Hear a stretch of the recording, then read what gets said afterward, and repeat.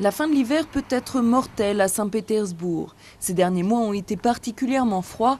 Les toits sont couverts de neige. Avec le redout, des blocs entiers se détachent et tombent, parfois sur des passants.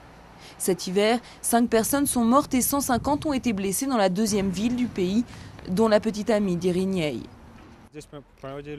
Des gens nettoyaient le toit, mais il n'y avait aucune barrière de sécurité et ceux qui étaient censés prévenir les passants étaient en fait de l'autre côté de la rue. Lorsque Milana est arrivée ici, elle a reçu un bloc de glace sur la tête. Milana est dans le coma depuis plus d'1 mois. C'est l'autre problème, le nettoyage des toits n'est pas toujours sécurisé et les contrôles sont difficiles à mettre en place car de nombreuses entreprises privées s'occupent de déblayer les toits. Cette année, il y a eu énormément de neige. Les services municipaux ne sont pas suffisants pour tout gérer. Du coup, des particuliers nous appellent directement. Il n'y a pas le choix.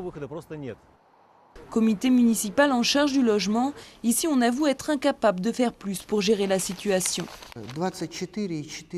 La surface des toits de Saint-Pétersbourg atteint 24 millions de mètres carrés. C'est l'équivalent de la surface des trottoirs dans la ville. Or, nettoyer les trottoirs, c'est facile. Nous avons des tracteurs, des camions spéciaux. Mais on ne peut pas mettre les tracteurs sur les toits.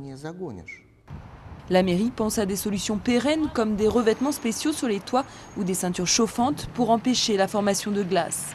En attendant, les habitants doivent marcher en regardant leurs pieds pour ne pas glisser et le nez en l'air pour éviter la chute des stalactites.